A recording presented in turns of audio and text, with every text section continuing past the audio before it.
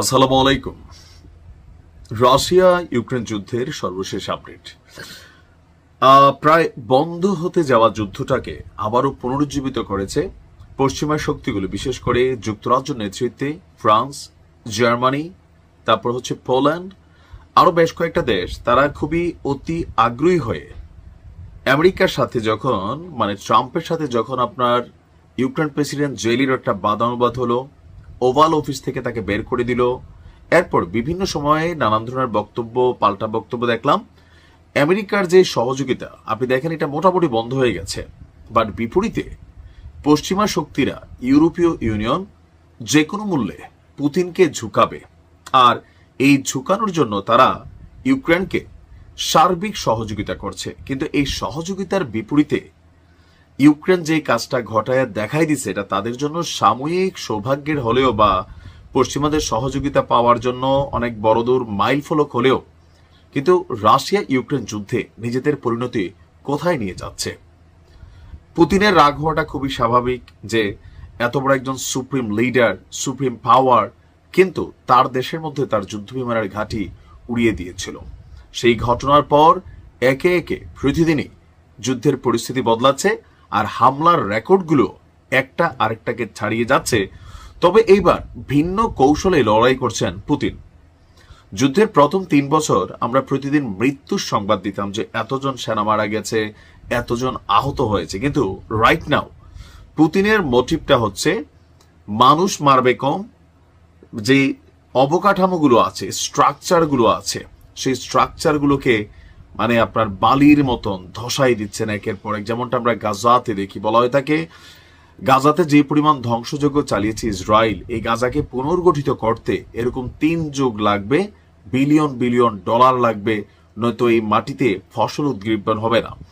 তো একই স্টাইলে এখন ইউক্রেনের আপনার যুদ্ধ পরিচালনা করছে রাশিয়া। ইউক্রেনের রাজধানী কিয়েভে চলমান যুদ্ধের ইতিহাসে অন্যতম বড় বিমান হামলা চালিয়েছে রাশিয়া। আর এই হামলায় একটা শহরকে পুরা মাটির নিচে দাবাই ফেলছে পুতিনের। শহরটা নাম হচ্ছে, খুবই গুরুত্বপূর্ণ একটা শহর হচ্ছে ওডেসা। তো নিহতের সংখ্যা বা আহতের সংখ্যা খুব বেশি না, 3 জন মারা গেছে, আহত হয়েছে অনেকে। আর রাশিয়া একসাথে, ইউক্রেন প্রেসিডেন্ট জেলেনস্কি বলছে 315টি ড্রোন, অত্যাধুনিক প্রযুক্তির এবং ক্ষেপণাস্ত্র নিক্ষেপ করেছে একযুগে কম্বো প্যাকেজ হিসাবে। রাশিয়াকে শান্তি চুক্তিতে বাধ্য করার জন্য মার্কিন যুক্তরাষ্ট্রকে আহ্বান জানালেও কোন রকম কাজে দেয়নি।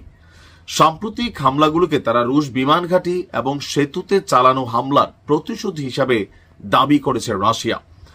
গত সপ্তাহে রাশিয়া ইউক্রেনের বিভিন্ন স্থানে প্রায় 1451টি ড্রোন, 78টি ক্ষেপণাস্ত্র ছড়েছে।